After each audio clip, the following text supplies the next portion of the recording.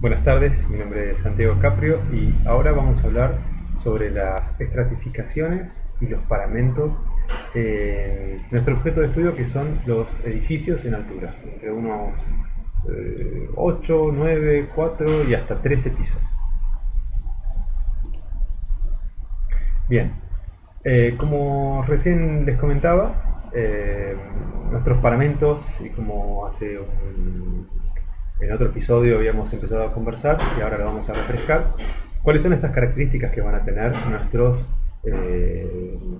nuestra decisión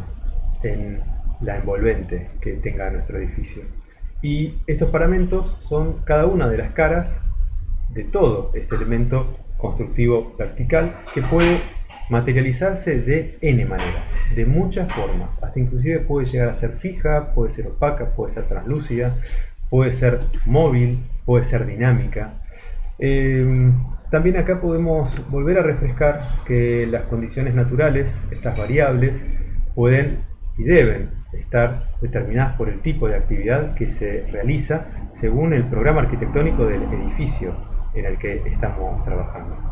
En este caso vamos a tratar de centrarnos en la habitabilidad de estos espacios, que por supuesto que requieren control y estas variables que nos van a permitir alcanzar un nivel de confort en la manera en la que nosotros sepamos y podamos darle diferentes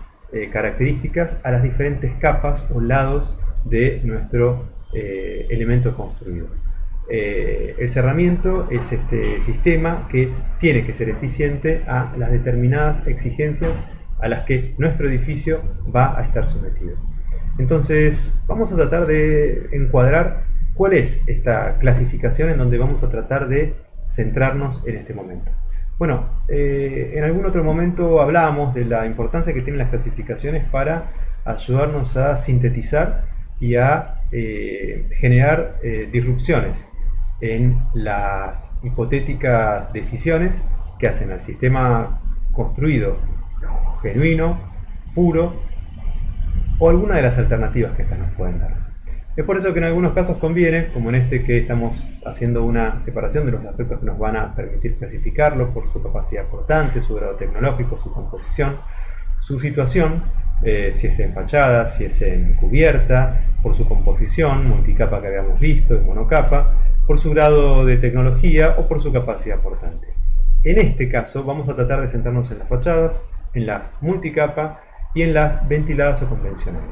Y vamos a tratar de recordar hacia dónde va esta estratificación, estos cerramientos verticales. En algún otro episodio hemos visto los horizontales y los verticales, pero tratemos de recordar la importancia que tiene este elemento, que va a tener sin duda un espesor, que va a tener una cara, que va a tener un interior, que va a tener un exterior y que va probablemente también mixar entre interior-interior, interior-exterior, exterior-exterior, y que probablemente no sean los mismos grados de confort que necesitemos definir en el interior de un lugar y en el interior de otro. Podría llegar a darse que sea una zona técnica, un espacio necesario para el uso de maquinarias, donde va a haber una enorme ganancia y producción térmica, en donde puede haber seguramente otro lugar que podría llegar a estar aislado acústicamente o que tenga otro tipo de grados de confort o de control climático. Pero lo que vamos a tratar de hacer nosotros en este caso es centrarnos en este elemento multicapa o compuesto de interior y exterior para tratar de definir cuáles son estas exigencias de la estratificación, cuáles son esos aspectos esenciales mínimos que los cerramientos tienen que cumplir, que son aislamiento, estabilidad, estanqueidad, iluminación, que son privacidad, protección, y que este tipo de cosas no definen al cerramiento, aunque permiten analizarlo a priori. Solo después van a verse estos daños en el sentido de no haber cumplido estos mínimos requisitos a los que nuestro elemento vertical, nuestro cerramiento, nuestra piel, nuestro envolvente va a estar solicitado. Entonces tienen que considerarse conjuntamente para que este cerramiento pueda satisfacer asoleamiento, iluminación, privacidad, estanqueidad, etc. Bien, hay un tema muy importante que para nosotros requiere el profundo estudio y son los puentes térmicos. Las propiedades de los cerramientos que permiten limitar la transferencia de calor a través de ellos. Es necesario combinar materiales y espesores adecuados. También decidir cuáles son las caras que son más convenientes del lado interior o del lado exterior. Analizar profundamente la ubicación y la localización de esa obra, de ese edificio, de su entorno y su contexto inmediato, sus conos de sombra, sus vientos dominantes y por supuesto acercarse pero también alejarse, entender que no todas las latitudes son las mismas y hay muchas características también en la topografía de los terrenos que van a hacer que estas generalidades empiecen, estas situaciones que se estudian de manera general, empiecen a tener sus especificidades y nos permitan también tomar decisiones más adecuadas y más ajustadas al lugar. Entonces, cuando se combinan diferentes tipos de cerramientos, el aislamiento global, esta transmitancia, se pondera en función de la superficie. Entonces, vamos a tratar de entender este sistema EIFS, que también nos permite que el aislamiento térmico con placas prefabricadas de EPS y que luego van a ser revestidas, tendiendo a esta necesidad de renovación, en algunos casos, de fachadas para darle, como en muchas situaciones necesitamos, nuevos estándares para la, no diría ganancia, sino para custodiar o para mitigar las condiciones energéticas a las que este edificio o esta sala o este espacio tiene que estar cuidado. Entonces, bueno, tenemos ventajas de este sistema, tenemos algunas desventajas, por ejemplo, el elevado poder aislante, el aporte de la resistencia térmica, la necesidad del cerramiento en el caso que sea viviendas, pero lo que vamos a tratar de entender es la forma en la que nuestro puente térmico tiene que estar reducido. Antes de diseñar estos sistemas, lo que tenemos que tratar de preguntarnos es, ¿se realizó un análisis energético del proyecto? ¿Existe un valor U de transmitancia térmica? ¿Cuál sería el que consideramos alcanzable?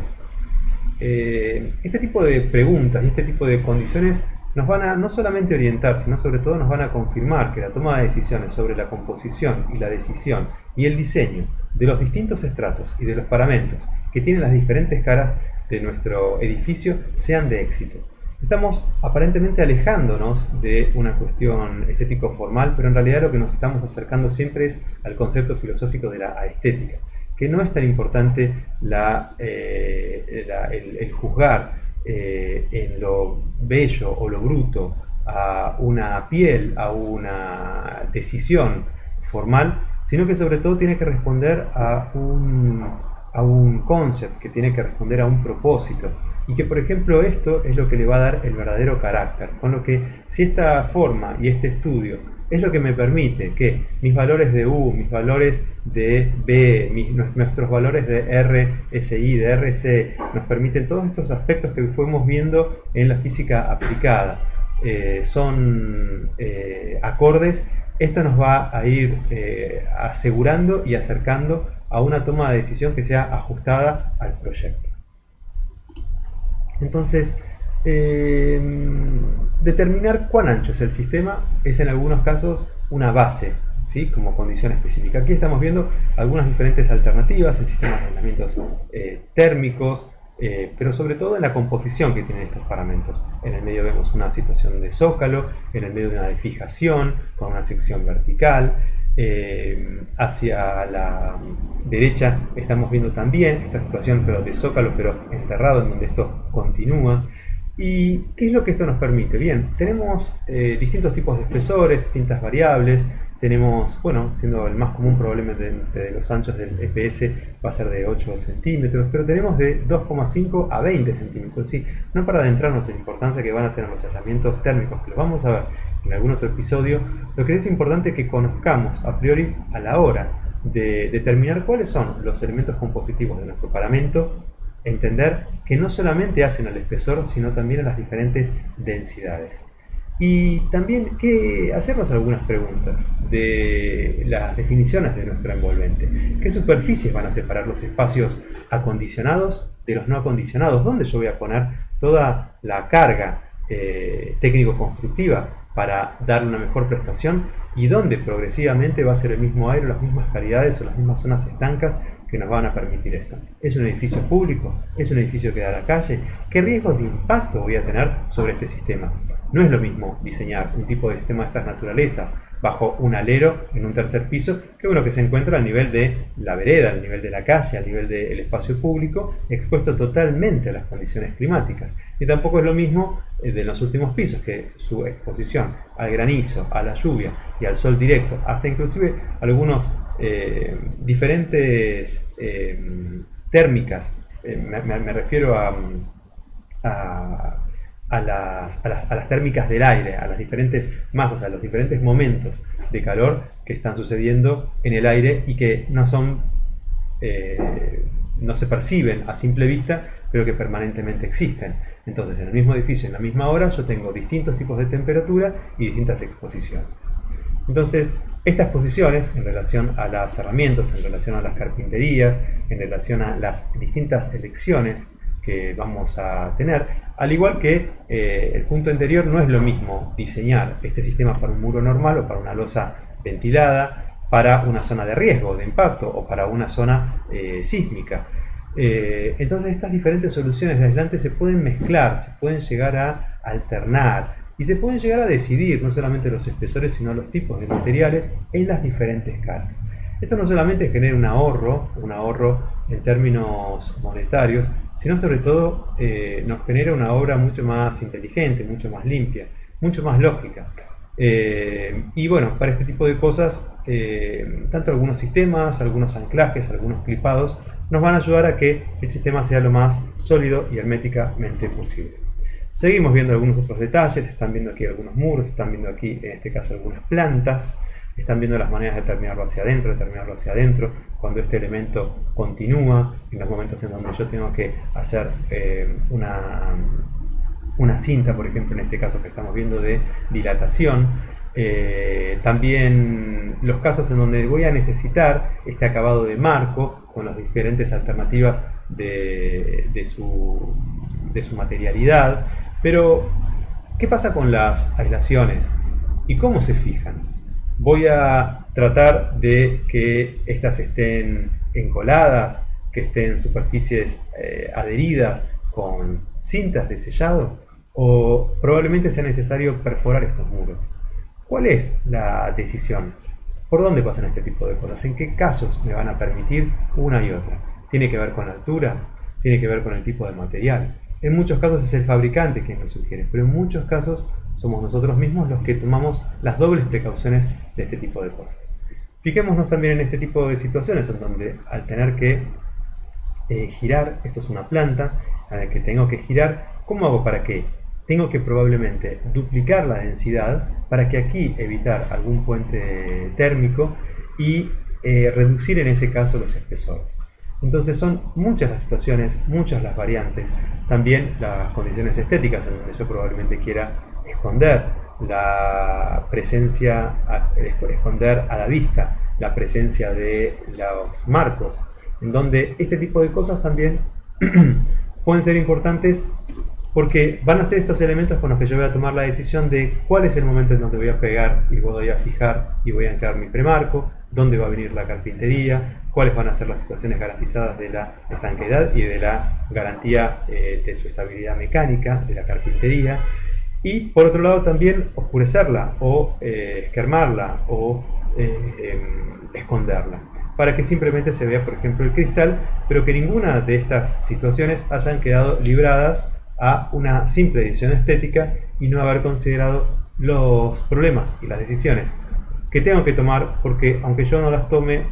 este paramento y estas capas van a ir sufriendo.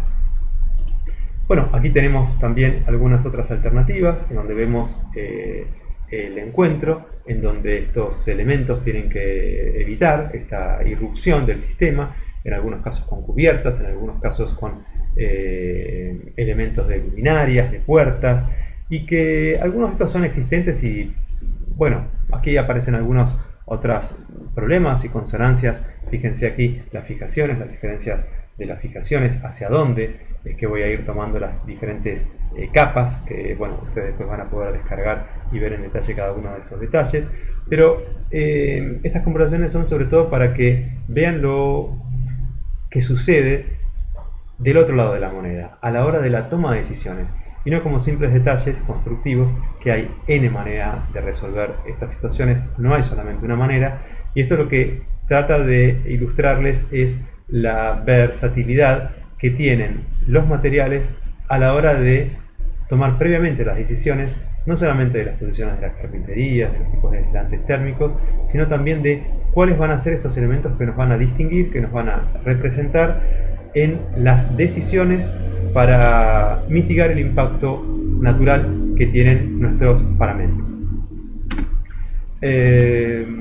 Bueno, como es sabido, existen diferentes tipos de vidrios que podemos instalar en nuestras carpinterías, en nuestras ventanas. En este caso estamos viendo, bueno, que han evolucionado mucho a lo largo de la historia. Es común entre nuestros comitentes, ¿no?, plantearnos cuáles son el tipo más adecuado que pueden llegar a necesitar en sus obras. Y tenemos muchas posibilidades de elección. Cada tipo de vidrio tiene su aplicación y tiene sus propiedades.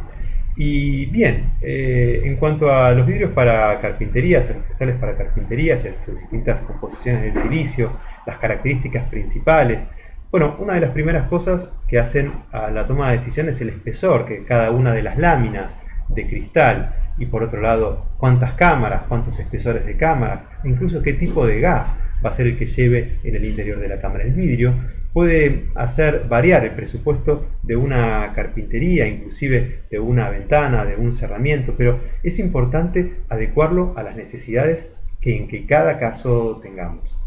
Y en cuanto a la composición de cada lámina de vidrio, y si esto lleva o no a determinados tratamientos o aplicaciones, esto puede ser diferente. Por ejemplo, podemos tener un vidrio sencillo, un vidrio monolítico, o tenemos algunas bajas, por supuesto, en nuestros casos de propiedades térmicas y acústicas, porque es un tipo que actualmente está en desuso. Pero bueno, más allá de que tiene esta baja propiedad térmica y acústica, lo habíamos visto en otro encuentro con estas enormes diferencias y hasta una pérdida de 14 grados, por eso es probablemente menos recomendado. También, y esto también forma ya parte de nuestra cultura en la industria del vidrio, el vidrio templado, que es principalmente un vidrio de seguridad, que se consigue aplicando diferentes tipos de tratamientos térmicos y químicos con un fin, que es el de incrementar su resistencia, la resistencia en comparación con el vidrio normal.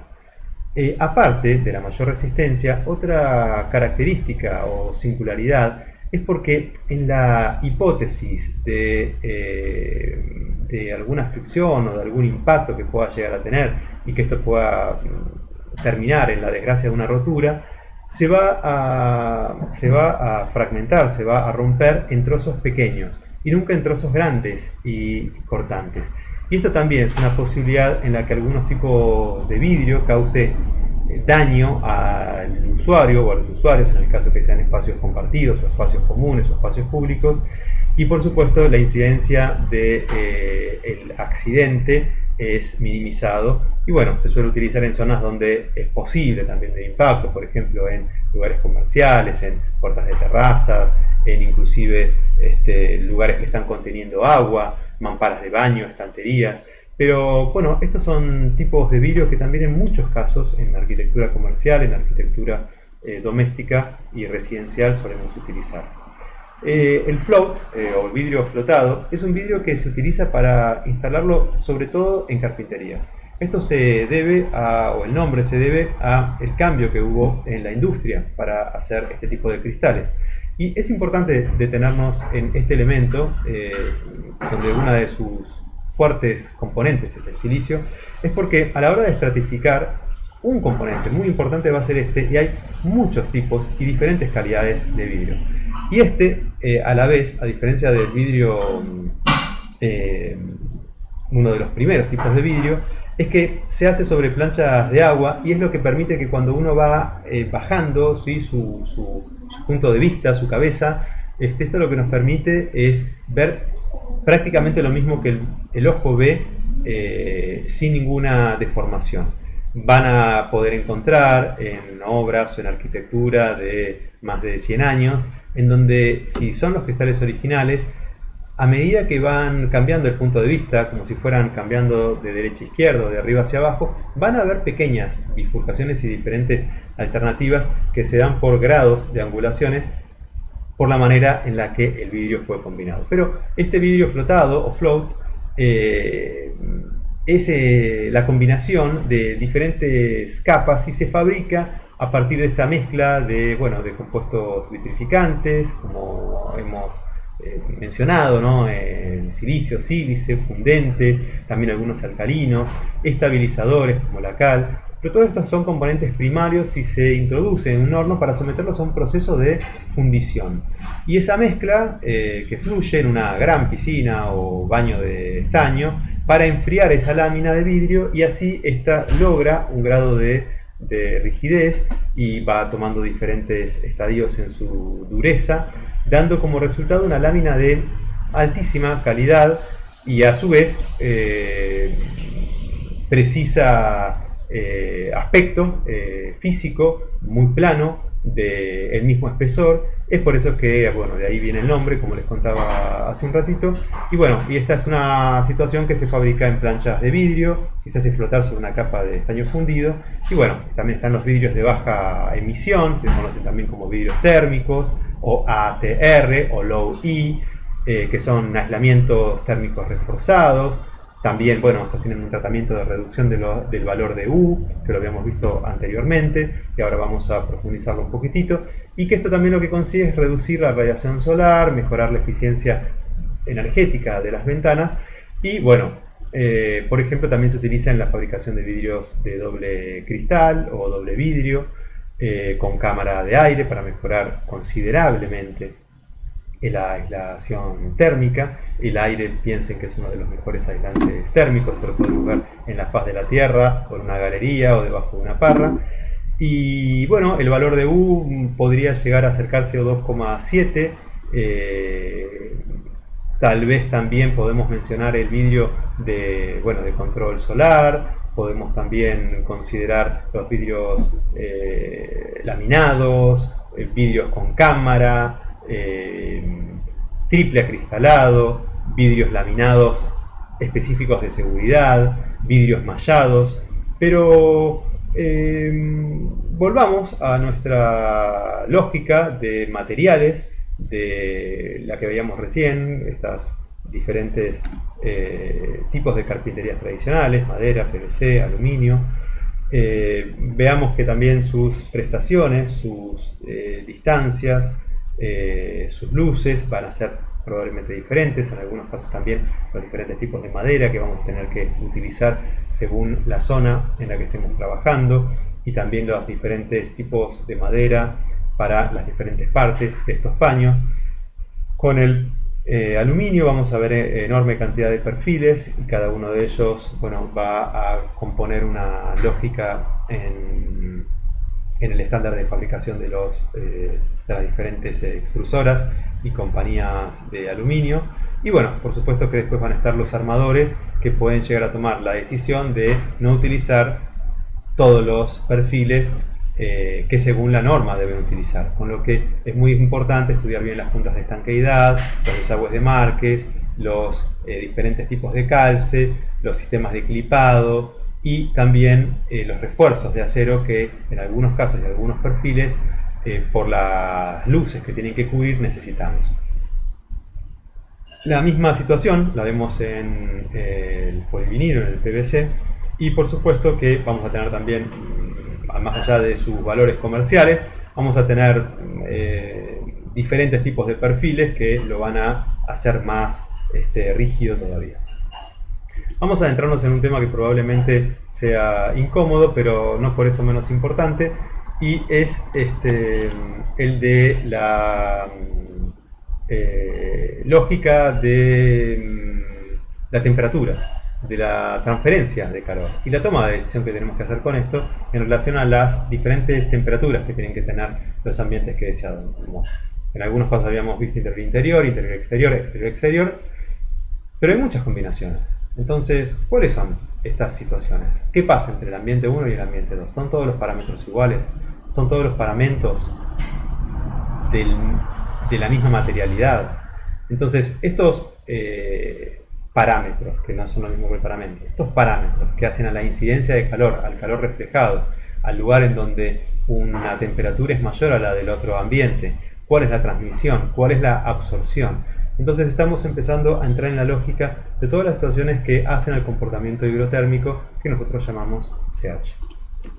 Bien, estamos recordando algunas situaciones que no nos son ajenas, que no nos son menores. Son importantes empezar a recordar cuáles son, bueno, de la física aplicada, algunos de estos factores, que es esencial y menester que volvamos a repasarlas, porque son las que nos van a dar la clave de si estamos haciendo o no la decisión o las decisiones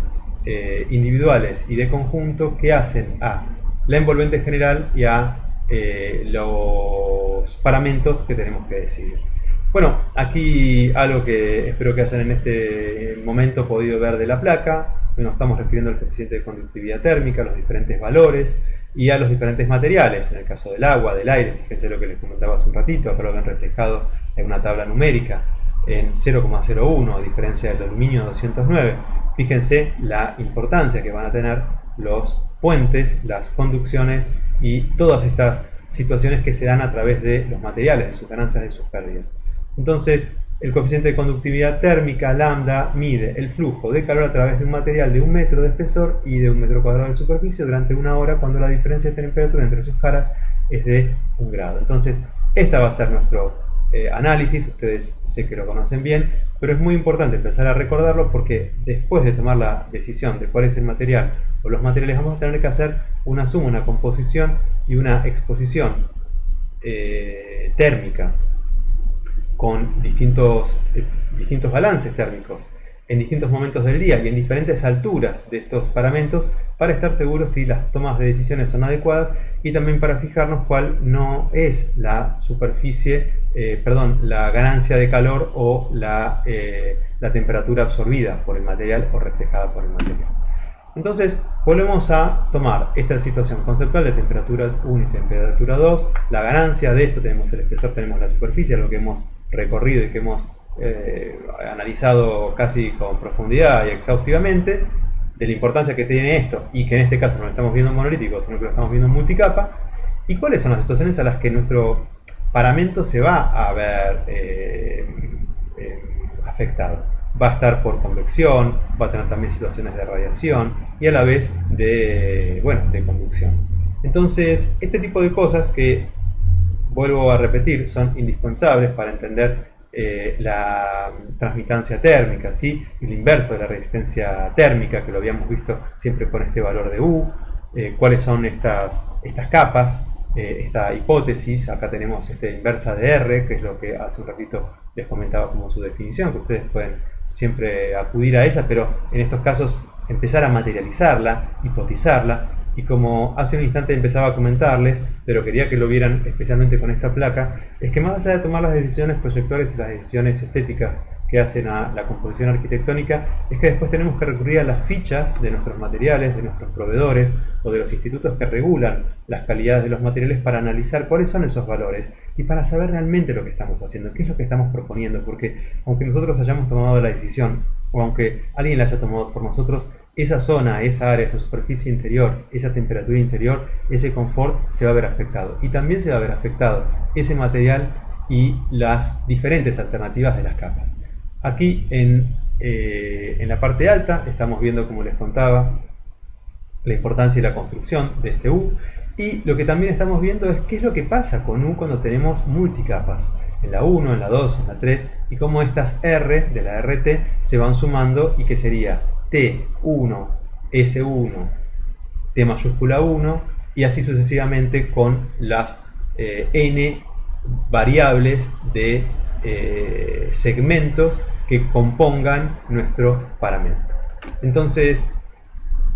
volviendo, y aquí ya habiéndonos adentrado en la materia y en estos diferentes tipos de capa y en este medio interior y en este medio exterior, tenemos las temperaturas deseadas, las temperaturas de punto de rocío, y en este caso la combinación de conducción, convección y radiación a la que va a verse afectado. Aquí estamos tratando de hacer como un análisis, y no es que es una cosa que hay que hacerla una sola vez en un muro, sino es en los diferentes momentos del día, en los diferentes momentos del año y en las diferentes alturas, porque es muy diferente en distintos pisos, en el piso 4 o en el piso 16, y también es diferente aún en el piso 16 a los 2,40 metros de altura y a los 40 centímetros de altura de ese mismo piso. ¿Por qué? Porque el impacto que nos van a dar este tipo de soluciones no es la misma. Entonces, aquí también es importante volver a ver la importancia que va a tener esta decisión, que es el aire, y los diferentes coeficientes de transferencia de calor, en este caso por convección, que son las dos H, que componen la suma de mi RA, en este caso A, como la distancia que pretendo de cámara de aire. Entonces, estas H, que en algunos casos puede ser parte de material o parte de aire, o dos tipos de aire, o una único comparto, o distintos tratamientos de las caras, son las que nos van a siempre acercar más a las verdaderas exigencias a las que se van a someter nuestros muros, con o sin nuestra previa decisión. Con lo que es menester empezar a estudiar este tipo de cosas, darle importancia a la cámara de aire. La cámara de aire no hay una receta que diga que tiene que ser de 2 o de 4 o de 5 centímetros. Estas cosas se deciden, se definen, e inclusive el paramento exterior podría llegar a ser semiabierto, podría ser abierto en la parte alta o abierto en la parte baja. Entonces, este tipo de cosas son esenciales a la hora de entender, como por ejemplo, en este elemento, en esta sección alta, donde estamos viendo qué es lo que está pasando aquí con el puente, qué es lo que está pasando aquí con las ganancias térmicas, cómo este elemento aislante pasa por fuera, ¿sí? Pasa por fuera o pasa por dentro, cuál es en este punto de encuentro los 13 grados o los 16 grados, cuáles van a ser estos elementos, qué va a suceder con la continuidad, qué va a pasar aquí siempre en el mismo lugar, 10 grados externos, y estas pérdidas o estas ganancias, simplemente por algunas tomas de decisiones, y probablemente el acabado exterior sea el mismo. Entonces, estas mismas situaciones también se dan en puentes térmicos. Fíjense en el esquema de abajo, en cómo hay una situación de confort y cómo cuando estos elementos, que es lo que estamos viendo marrón, pasa por afuera o pasa por adentro, y cómo estas situaciones generan estas pérdidas del interior al exterior. Y bueno, por supuesto, esto genera las descontinuidades del material aislante que se producen en diferentes puntos. Estos son puntos claves, son puntos típicos, sucede en los puntos altos y en los puntos bajos de los muros, pueden aparecer en encuentros con los cerramientos de otros elementos, en pilares, en losas, en discontinuidades de cerramientos, en materiales diferentes, en vanos, en distintos tipos de carpinterías. Y bueno, esto se convierte en un conducto o en un sumidero térmico, especialmente en las temporadas frías, incrementando el consumo energético. Y por supuesto, disminuye la temperatura superficial del cerramiento. Entonces, en la combinación simultánea de acción térmica e hídrica, esto es del calor y de la humedad,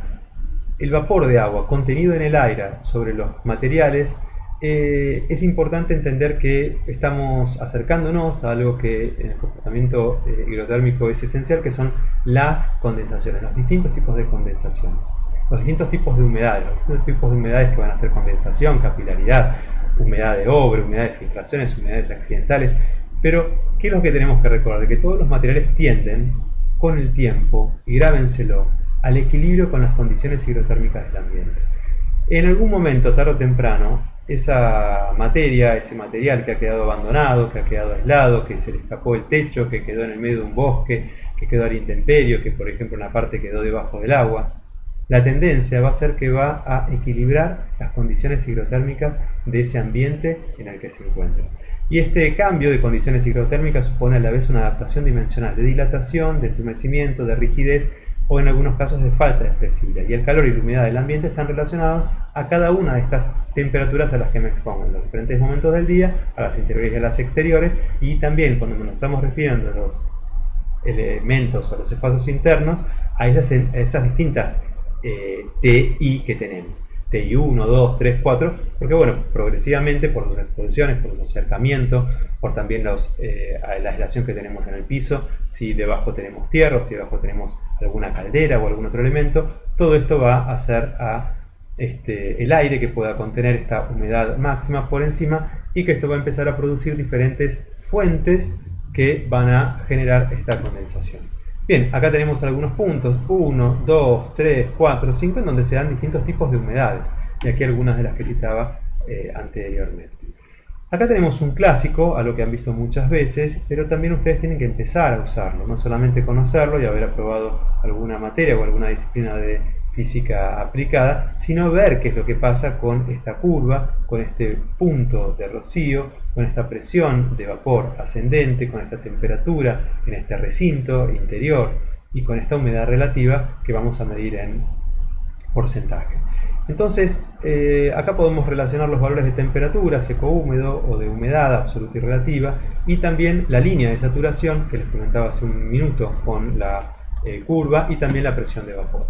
Bien, este es el focus, este es el momento donde probablemente nosotros tenemos que centrarnos, que es en qué pasa aquí, cuándo pasa acá. Entonces, este punto, el punto en el que se produce la condensación, el punto en el que se produce veamos quién era, no lo puedo ver,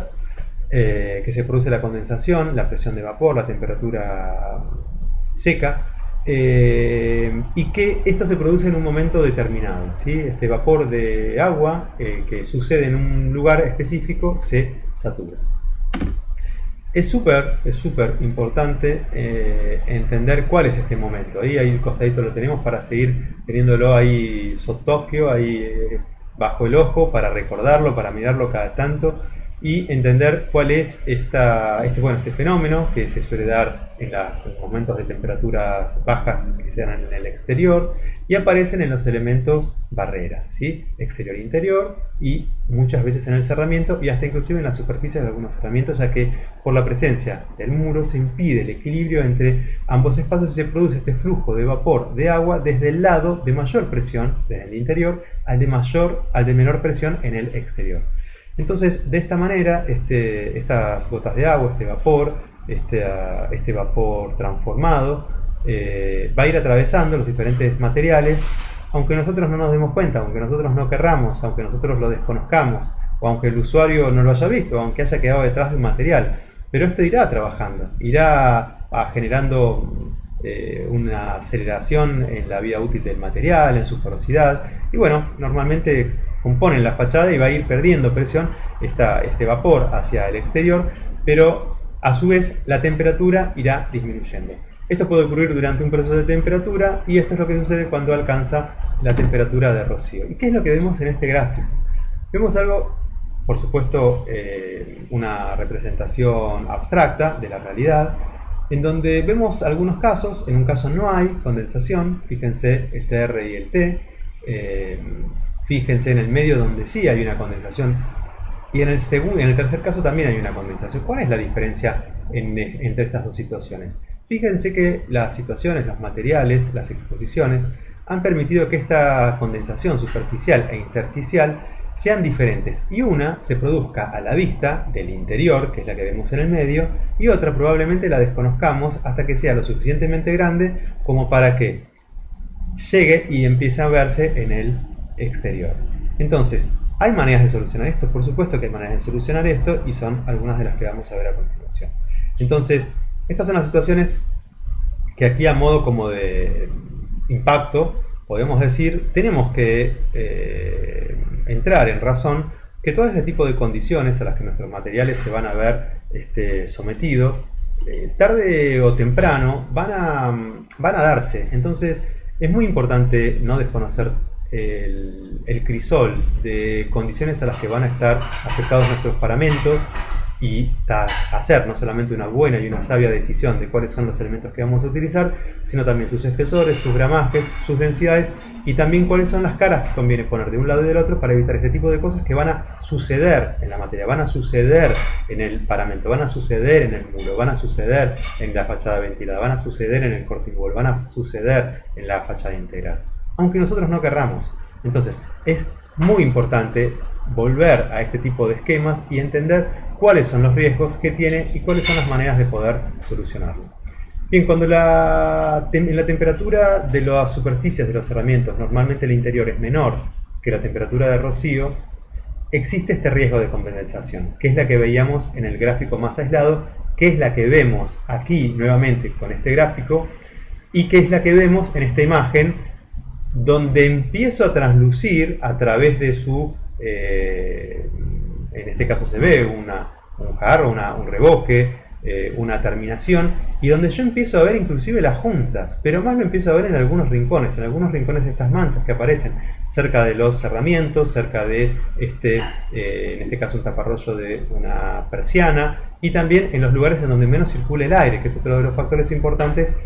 de la prevención de estas situaciones, ¿sí? ¿El riesgo de qué depende de esto? Bueno, por supuesto, de esta temperatura, de que sea menor o igual a 4 grados, pero también de los aislantes, del puente térmico y de la humedad interior. Y la temperatura de rocío, que es lo que veíamos anteriormente, es la temperatura mínima a partir de la que la humedad se condensa, y acá la estamos viendo en donde, en este material que es altamente, es muy conductor, en donde ellas deciden depositarse o su electricidad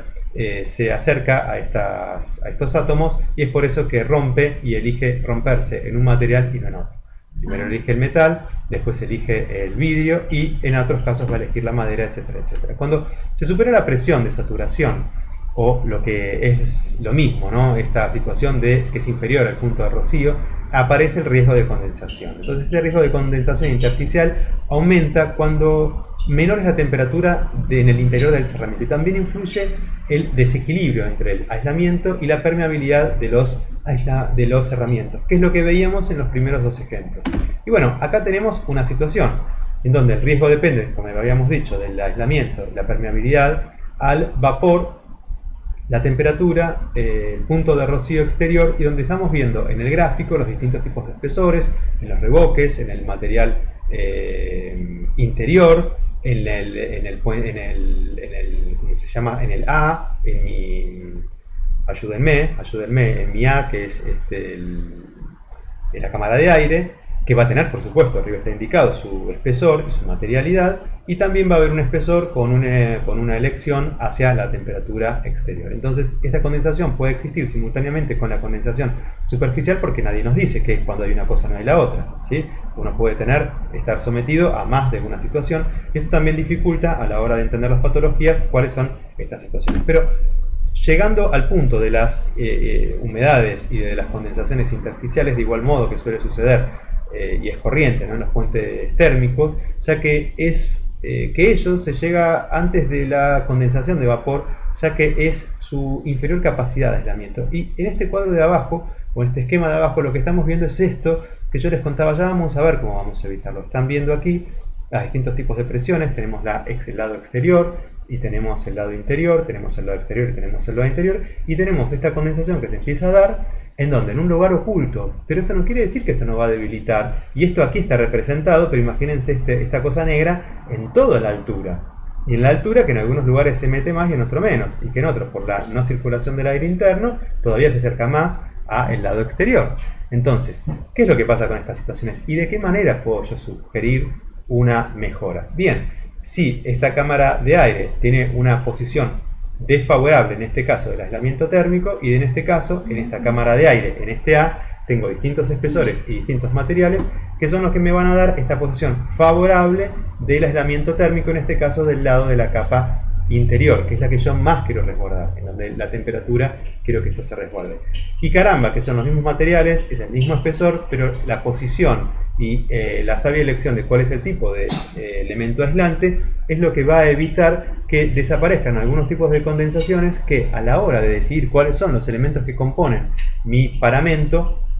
van a ser de éxito o de fracaso en el respeto del tiempo de vida que van a tener estos materiales. Bueno, ya este es un cuadro prácticamente síntesis en donde se ven las condensaciones superficiales y las condensaciones intersticiales, aumento de aislamiento, ventilar el cerramiento, los distintos tipos de reducciones, las barreras, en el caso de las intersticiales, de las ventilaciones que hemos nombrado y que hemos mostrado en una fotografía. Bueno, distintos tipos, y esto es muy importante, los drenajes de los cerramientos.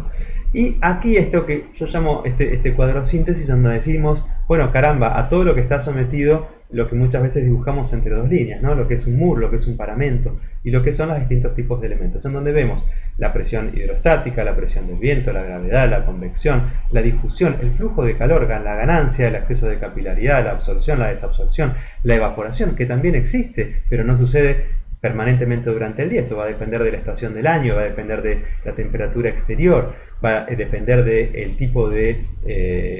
exposición solar a la que esto esté sometido. Entonces, esto es todo lo que le pasa a nuestro paramento. Estas son las situaciones que nosotros tenemos que conocer, tenemos que dominar y también poder decidir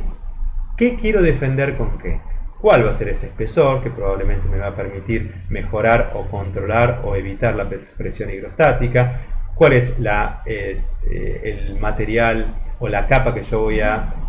utilizar para evitar la convección? ¿Dónde voy a permitir que la difusión sea mayor? Porque voy a querer que, por ejemplo, si fuera una fachada ventilada, no se interrumpa y esta difusión no la pierda, siendo un factor positivo. Por eso es que lo encuentro punteado. Y de esta manera, este tema importante de las distintas estanqueidades de agua y de aire, que es otro tema esencial para la salud de la condición física. Y también, bueno, por supuesto, de evitar algunos de los problemas que se están dando en algunos casos por solape, por no sellados, por superposición y bueno, y en algunos puntos singulares en donde también los vemos que son encuentros vanos o juntas, como ya lo hemos mencionado. Bien, acá lo que tenemos son algunos ejemplos en donde ven distintas alternativas de distintos ejemplos de paramentos, de estratos. Bueno, acá ven fijaciones, capas, van a poder verlo, van a ver distintos espesores, cómo funcionan, la manera en la que, en este caso, con base de mortero, con algunos polímeros más una malla de refuerzo, la capa base actúa de alguna manera también como impermeabilizante al agua líquida y también, bueno, permeable al vapor, mientras que la malla lo que me va a permitir es un refuerzo que permite al sistema que resista correctamente a los impactos de las condiciones climáticas o de otros estímulos o condiciones externas. Y bueno, también aquí tenemos distintos tipos de fijaciones, como pueden ver. Fíjense algunos estratos de albañilería, de muro existente, de lana de roca, de lana de madera, de espuma, diferentes tipos de materiales que pueden encontrar en diferentes mercados. Y bueno, la manera en la que se fijan, que se componen generalmente con morteros adhesivos, en algunos casos se agregan fijaciones mecánicas, como hemos visto en otro de nuestros encuentros, especialmente si el proyecto, y esto lo habíamos visto también en uno de los videos de montaje, especialmente si el proyecto se encuentra con grandes succiones de viento o tiene grandes superficies a las que tenemos que limitarnos. Bueno, aquí también seguimos viendo distintos materiales aislantes, OSB, prefabricados, OPS, tabiques prefabricados, como es el último que están viendo aquí, muy livianos, a diferencia de este hormigón. Todos tienen muy buenas condiciones de performance técnica y acústica y térmica. Y bueno, depende de la elección de nuestras obras, de nuestros proyectistas, de nuestros equipos de proyectistas, consensuado con el comitente, alertado de nuestro comitente de lo que estamos haciendo, que estamos alivianando el elemento, que estamos alivianando el sistema, que estamos contribuyendo a el impacto positivo que esto pueda llegar a tener sobre el ambiente, y diferentes factores que hacen a la toma de decisiones de cuáles son los paramentos que nos conviene utilizar, en algunos casos de lanas, de maderas, de espumas rígidas, de silicatos, de espumas fenólicas, entre otros. Estas son algunas de las condiciones de los estratos y de los paramentos que nosotros tenemos que decidir, que pensar a la hora, de tomar nuestras decisiones para que nuestros proyectos, para que nuestras obras, para que nuestra arquitectura y nuestra técnica esté cada vez más ligada, esté cada vez más sensatamente pensada desde el inicio y no simplemente pensar la estética y después ver cómo lo construyo, sino ir trabajando paralelamente y momentáneamente con las diferentes alternativas de los diferentes sistemas que me permiten la justa toma de decisiones.